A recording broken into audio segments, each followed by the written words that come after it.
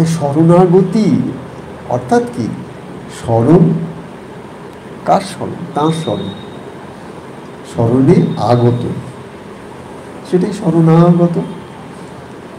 স্মরণে আগত, এই আগত, কে আগত হচ্ছে? আমি। কার কাছে? তাঁর কাছে। তিনি কে?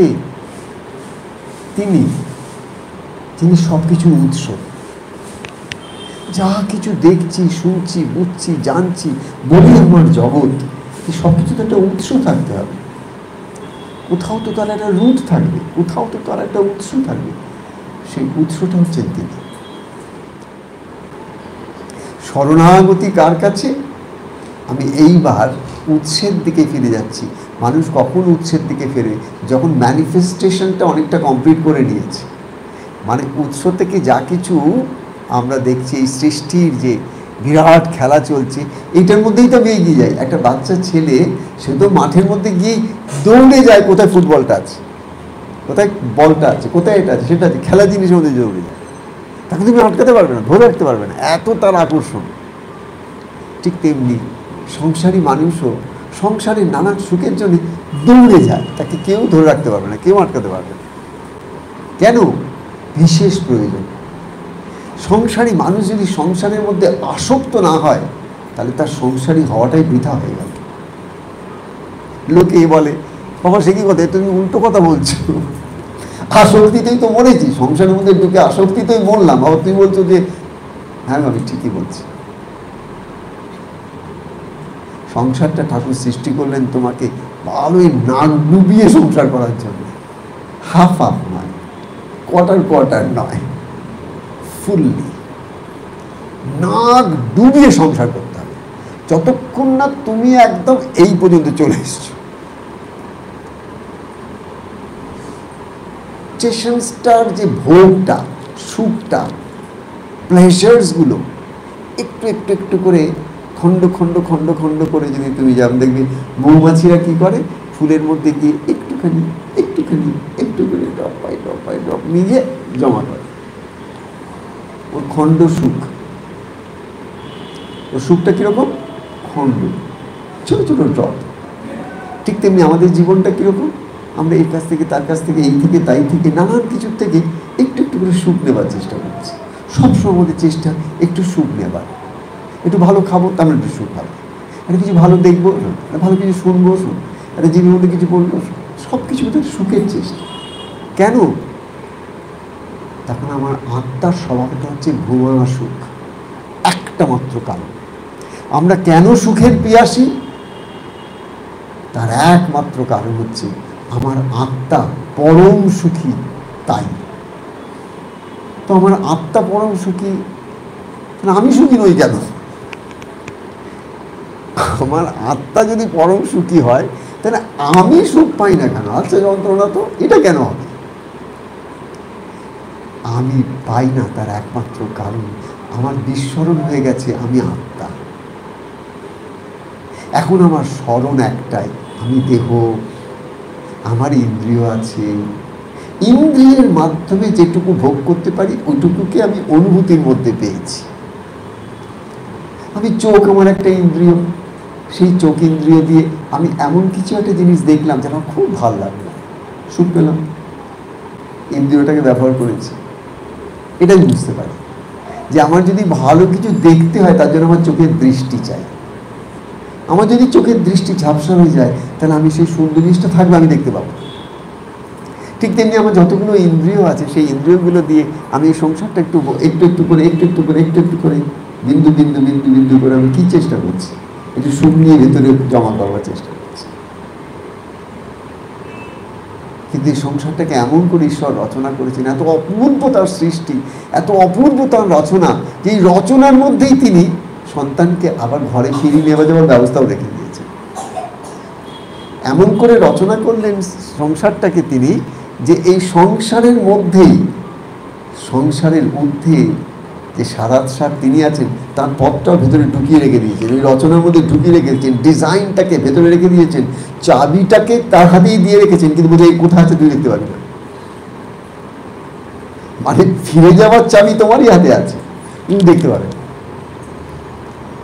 সংসারের মধ্যে তোমাকে নাক ডুবিয়ে সংসার করিয়ে নিয়ে তুমি যখন এতখানি জল এসে গেছে, এবার তুমি ছটফট করছো, এরপর নাক দিয়ে ডুবলে মরে যাবো, তখন তোমার হঠাৎ একটু একটু করে স্মরণ আসবে, ও তাহলে চাবিটা কি তাহলে আমার এখানে আছে, এখানে আছে, এখানে আছে, এখানে আছে। ওই সময় তোমার কাছে একজন আসবে, যিনি তোমার চাবিটার খোঁজ দিতে আসবেন, তিনি গুরু।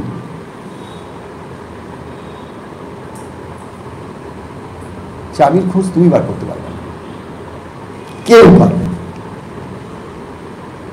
কেউ যদি দেয় কাজ হবে না, ওই চাবিতে কাজ হবে না। শরণাগতি একমাত্র তখনই আসে যখন সংসারের জ্বালায় জ্বলতে জ্বলতে জ্বলতে জ্বলতে একদিন ঠিক ঠিক জ্বলা হয়, সেদিন বৈরাগ্যের আগুন জ্বলে। বাদ বাকি জ্বালা কেবল জ্বালা পোড়া, তাতে বৈরাগ্যের আগুনের জ্বালা নেই। শরণাগতি আসে কিভাবে? শরণাগতি আসে চোখের জলগুলো দিয়ে একটু একটু করে সংসারের আসল চেহারাটা চিনতে পারার ক্ষমতাটুকু তুমি যেদিন পাবে, আর তোমার কিছু লাগবে না। ওই দুঃখগুলো কখনো কেউ এড়াবার চেষ্টা করো না, কেন দুঃখের মধ্যে দিয়ে কিন্তু দুঃখের পারের পথ। কিন্তু দুঃখ যখন আসছে তখন সেটার সঙ্গে শুধু শুধু ফাইট করো না। এতে কি হবে, যত রিয়াক্ট করবে, যত রেসিস্ট করবে, যত ফাইট ব্যাক করবে, তত তোমার ব্যথা বাড়বে। তার কিচ্ছু হবে না, আমি তোমাদের বলছি, তার হয়তো কিছুই হবে না, তোমার ব্যথা বাড়তে থাকবে। কেন তুমি যতক্ষণ ফ্রাস্ট্রেশনটা তোমার মধ্যে থাকবে, তোমার আনচানটা, তোমার শরীরের আনচান, তোমার মনের মধ্যে অস্থিরতা, সব কিছু তোমাকে ঈশ্বর ভুলিয়ে দেবে। তোমাকে একমাত্র মনে করাবে সেটাই, যে তোমার দুঃখ কতটা, যে আমাকে বুঝলো না, আমাকে এত কষ্ট করতে হচ্ছে, আমার এরকম একটা ভাগ্য, আমাকে এরকম একটা কন্টিনিউয়াস এই যে জিনিস, এইগুলো তোমার বড় হয়ে যাবে। তখন তুমি ঈশ্বরকে আর ডাকতে হবে, শরণাগতি আর হবে না। এর মধ্যে দিয়ে একটা দিন আসবে যেদিন আপনা হতেই তোমার ভেতর থেকে কে একজন বলবে, এনাফ ইজ এনাফ, হয়ে গেছে, যা বুঝবার বুঝে নিয়েছি, আর আমার বোঝাবার দরকার নেই। সেদিন আমি আর কারোর সঙ্গে ফাইট করবো না। আমার রাইট কি এস্টাবলিশ করার জন্য আর ফাইট করবো না, আমার রাইট তার হাতে। সেদিন আমি আর এক হাতে, দ্রৌপদী কি করেছিল, এক হাতে তার কাপড়টাকে ধরে রেখেছিল আর এক হাতে কৃষ্ণকে ডেকেছিল। কিন্তু এক হাতে কাপড়টা ধরে রাখা আর অহংকারকে ধরে রাখা একই জিনিস। মানে দ্রৌপদী ভেবেছিল ওর কাছে যা শক্তি আছে তাতে ও নিজের লাজ রাখতে পারবে, কিন্তু রাখতে পারেনি। যতক্ষণ পর্যন্ত লাজ রাখতে পারবার ক্ষমতাটা ওর মধ্যে, ওর মাইন্ড ওকে বলছিল, ততক্ষণ শাড়ির খুঁটটাও ধরেছিল। কিন্তু যখন দেখলো, ওই যে বললাম দুঃখটা, চরম দুঃখ, সবাই বসে আছে, তাদের সামনে একটা নারী বিবস্ত্রা হবে, এর থেকে আর কি, এর থেকে আর তুমি কি চাও, আর এর থেকে কোন লেভেলের দুঃখ দেখতে চাও? এর থেকে উপরে কোনো আর কিছু হতে পারে? সংসারে জ্বালা যন্ত্রণার তো অনেক উদাহরণ আছে, এর থেকে বড় আর কোনো উদাহরণ আছে যে ভরার সভায় তোমাকে বিবস্ত্র করা হচ্ছে? এরপরে কি দুঃখের কথা তুমি বলবে? এরপরে কোনো দুঃখ হয় না, এরপর থেকে এরপরে আর কিছু হতে পারে না যেটা তোমাকে বারণ করে দিতে না। যতক্ষণ পর্যন্ত উনি ভাবছেন যে না, আমি কিছুতেই এটা করতে দেব না, আমি দেব না, আমার মধ্যে মধ্যেই ভাবছে যে একমাত্র কৃষ্ণ আমাকে বাঁচাতে পারে। আমার না বলছে না, আমিও পারবো, কৃষ্ণও পারবে। নো ওয়ে, আইদার তুমি পারো, নয় কৃষ্ণ পারো। এখানে ডিভিশন অফ লেবার আছে। তুমি তোমার কাজ করো, আমি আমার কাজ করো। তোমার কাজ কি? খুঁটটা ছেড়ে দুটো হাত তোলো। শরণাগতি মা দ্রৌপদী তখন এসেছিল যখন তার চোখের জল শেষ হয়ে গেছে, তার চেষ্টা শেষ হয়ে গেছে, তার অহংয়ের খুঁটটা যখন ছেড়েছিলেন, যখন উনি নিরহংকার হলেন, তখনই একমাত্র প্রকৃত শরণাগতি। যে মুহূর্তে প্রকৃত শরণাগতি এলো, সেই মুহূর্তে কৃষ্ণ ম্যানিফেস্ট করলেন। কিভাবে? সঙ্গে সঙ্গে তার কাপড়, তার বস্ত্র আস্তে আরম্ভ করলেন। যে বস্ত্রকে কেউ টেনে শেষ করতে পারবে না, খুলতে পারবে না। ওর বস্ত্রটা খুললেও খুলতে পারে, নাও খুলতে পারে, কিন্তু এই বস্ত্রকে খুলে শেষ করতে পারবে না, কারণ এটা ঠাকুরের দান। এগুলো গল্প নয় গো, একদম ঘটেছে, এগুলো সত্য কাহিনী, এগুলো সত্য কথা, এগুলো কোনো কোনো মানে কাহিনী নয়, গল্প কেউ লেখেনি, একদম সত্য। ঠিক এর থেকে আমাদের শিখতে হবে যে মনের মতন করে সংসারটা কখনো চেয়েও না। যারা মনের মতন করে সংসার চায় তাদের মতন বুদ্ধু আর কেউ নেই।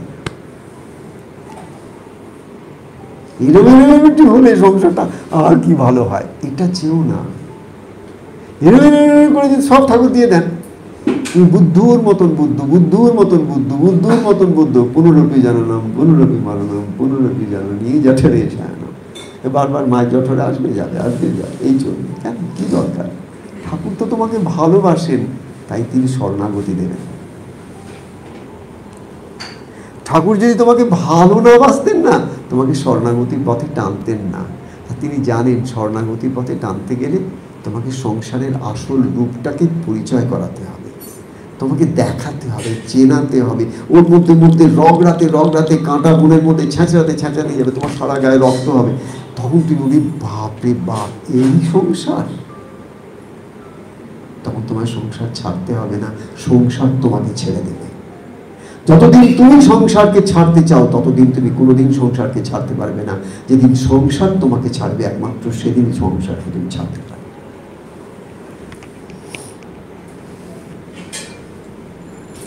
এটা আলটিমেট রিয়ালিটি। সংসার সেদিনই তোমায় ছাড়বে যেদিন তোমার দুটো হাত ওপরে উঠে যাবে। শরণাগতিতে দুটো হাতই ওপরে উঠে যায়। যে প্রকৃত শরণাগতি যদি আমার জীবনে আসতে চায়, তাহলে আমাকে তৈরি থাকতে হবে, সংসারে তিনি আমাকে কিন্তু জ্বালাবেন। আমি যেন সেই সময় প্রশ্ন না করি, ঠাকুর আমি এত জপ করি, এত তোমাকে ডাকি, এত পাগল হয়ে তোমার জন্য, ঠাকুর তুমি আমাকে এত কষ্ট দাও, ওই ওকে তো দাও না, ও তো কিছুই করে না, তবু তো তুমি ওকে এত সুখে রেখেছো। বলে হ্যাঁ, আমি তো সুখে ঢুকে রেখেছি, কিন্তু একটা জিনিস তো দেইনি রে ওকে, শরণাগতির ছোঁয়া এখনো দিইনি। সেই সিঁড়িটা এখনো ওকে দেইনি, যে সিঁড়িটা দেও আমার কাছে আসবে। শরণাগতির সিঁড়িটা তোকে দিয়েছি, যাতে করে তুইও এই সিঁড়ি চড়ে আমার কাছে চলে আসতে পারিস। বুঝলো না? ওকে সিঁড়ি দিইনি, তোকে কি দিয়েছি? সিঁড়ি দিয়েছি, শরণাগতির সিঁড়ি। যাকে তাকে তিনি ওই সিঁড়ি দিতে পারবেন না, তোমাকে অধিকারী হতে হবে সিঁড়ি পাওয়ার। যাকে তাকে তিনি শরণাগতির সেই পাঠ শেখাবেন না, যে তৈরি হয়েছে সে শিখবে।